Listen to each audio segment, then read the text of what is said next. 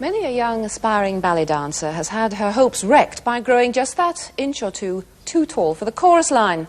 It's not very often that the problem is reversed, but for one of the Royal Ballet's most illustrious stars, his problem was being too small. It's not easy playing the romantic hero when you're only 5'2", but Wayne Sleep has made the best of his 62 inches and is now considered one of the world's most exciting dancers. Well, what's more, he's one of the most versatile, for he's also made his name as an actor and choreographer. A man who believes ballet is fun and wants the whole world to know about it. Wayne Sleep. Wayne, when did all this begin for you? Because you came from a perfectly straightforward, ordinary family. So how did you get involved in ballet? Well, I used to tap dance a lot. I always danced around to music when I was younger, and I used to sort of always want to go on the stage. So when I was about 5, my mum thought she'd drive it out of me by sending me to a dancing class full of girls, you know, and sort of think that I wouldn't be interested. But of course I was interested, not only in the tap, but in the girls as well. But what happened was I used to dance with my feet turned out, you know, tap dance like Charlie Chaplin with my feet turned out, and that's the natural stance for a ballet dancer. And I went in for this competition at Teesside, and the adjudicator said that I should learn some ballet, and I thought, oh God, no, you know, ballet, that'll be even worse. It's bad enough doing tap and getting ribbed by all the kids. But then I started it, and it sort of grew and grew and grew, and my interest grew more the more I did it, because it became like a science, and it was much more interesting. And then I won a scholarship when I was 13 to the Royal Ballet School. And then not long after that, you became called the problem child of the Royal Ballet, because they realised that you were a very good dancer, but they didn't seem to quite have the roles for you. I mean, did this upset you? Yeah, terrible. I mean, like, I didn't grow tall enough, you know. When I was about 14, I stopped growing. And, you know, I was fine when I was 12. I was the same height as everybody else, and then everybody else shot up round me. And I knew you had to be tall for a male dancer, because when the girls go on point, especially if they've got big feet, you know, they're much taller than you. And so I got very worried about it, but it made me work even harder. But then, you see, Sir Frederick Ashton was director of the company and liked my dancing, and he created special roles for me.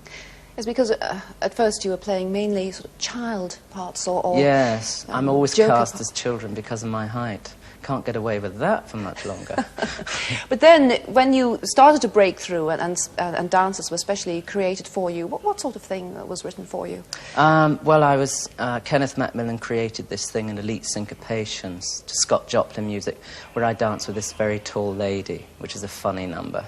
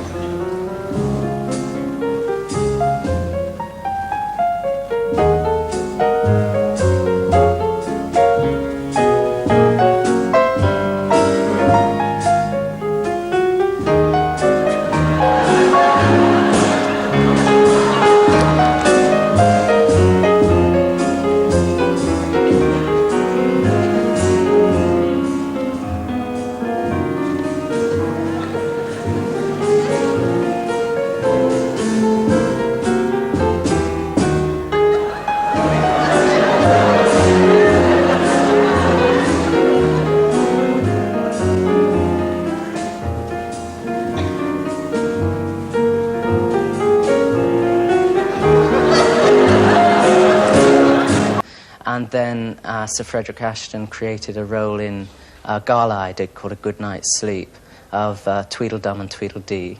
And I was in Enigma Variations. He gave me a role in that, and, you know, generally tried to use my talent as much as he could. So it was marvellous, really. Mind you, then he retired from being director with the company. Mind you, at this point, of course, your virtuosity is becoming more widely known, because eventually you appeared on a television program and broke a rather unusual world record. Perhaps we can remind ourselves of what happened, because in fact it was Nijinsky's record for, he was able to do, what was it, 10 entrechats, those jumps where you move your feet. Let's see how you manage now. Well, now, that's, you have in fact equalled what is recognised as the world record. Was just one more thing now that you could do. And on shall do's. Would you like to try that? I'll have a go. If you do that, you'll be in the book. Do you think you did it? I'm not quite sure. No? Well... Shall I do it again? Well, Or do you want to have I think a look that's at it? okay. We'll have a look. We'll have a look at that one. Yeah. The physical education experts say that's impossible. Do they? Yes. Right. Count this one now. Coming up now on the slow motion. There it goes. 1, 2, 3, 4, 5, 6. Oh, fantastic. Yes, that's it. 6. That was it? On the way up and the way down. That was marvellous, really. Congratulations. Thank you You very are, much. in fact, the new record breaker. Wow!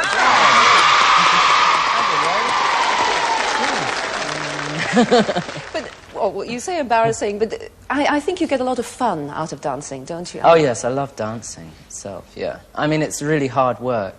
You know, it's not... Well, I mean, maybe being a singer is hard work also, but, you know, the energy you put out on 2 songs is not half the energy you put out on 2 dances.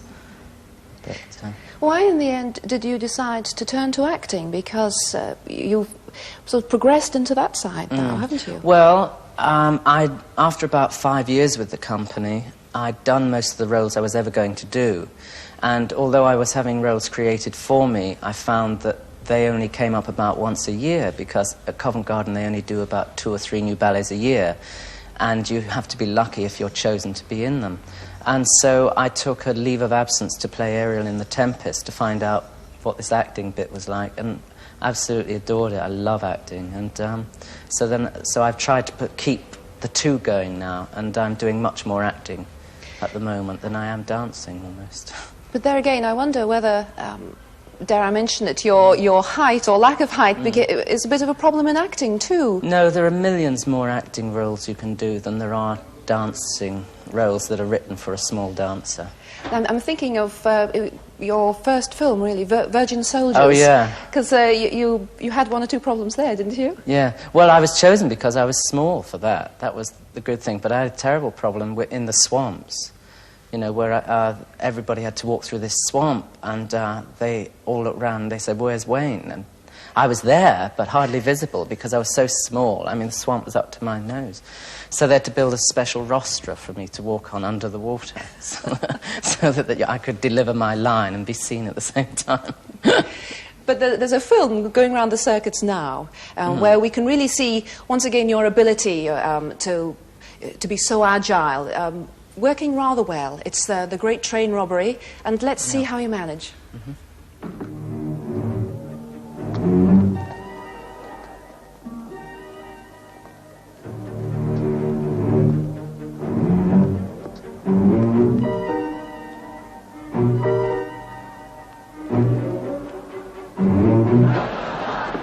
They say whether you can climb a wall of glass. Well, if anyone can do it, Clean Willie can.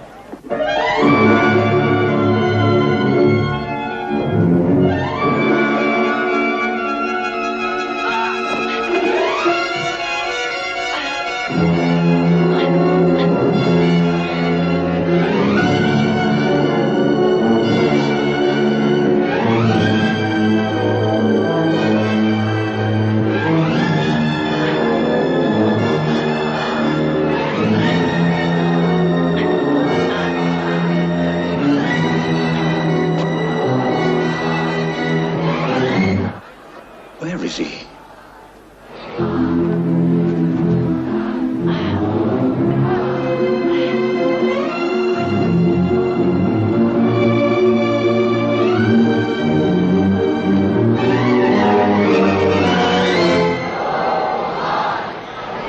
It's all very well being an athletic dancer, but you had to be a bit of a stuntman there. How much of that did you actually do yourself? All of it.